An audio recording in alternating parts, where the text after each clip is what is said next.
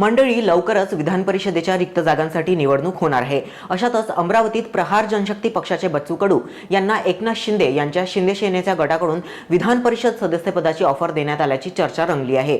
सोमवारी मुंबईत कडू आणि शिंदे यांची जवळपास अर्धा तासाची बैठक झाली। या बैठकीत नेमकी काय चर्चा झाली हे स्पष्ट झाले नसले तरी बच्चू कडूंनी सावध भूमिका घेतली आहे। त्यांनी सांगितले की अंतिम निर्णय घेण्यापूर्वी ते आपल्या कार्यकर्त्यांशी चर्चा करणार आहेत। अचलपूरमधून 4 वेळा आमदार राहिलेले बच्चू कडू हे त्यांच्या आंदोलनात्मक शैलीसाठी ओळखले जातात। शेतकरी, दिव्यांग आणि आदिवासींच्या प्रश्नांवर त्यांनी अनेक लढे उभारले।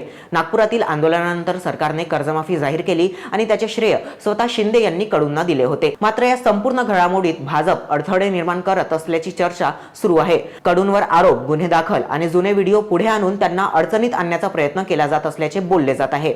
शिंदे गटाला विदर्भात मजबूत चेहरा हवा आहे आणि त्यासाठी बच्चू कडू योग्य पर्याय मानले जात आहेत। पण प्रहार पक्षाचे स्वतंत्र अस्तित्व असल्याने कडू लगेच निर्णय घेण्याच्या मनस्थितीत नाहीत। यावर पुढील निर्णय बच्चू कडू घेणार आहेत।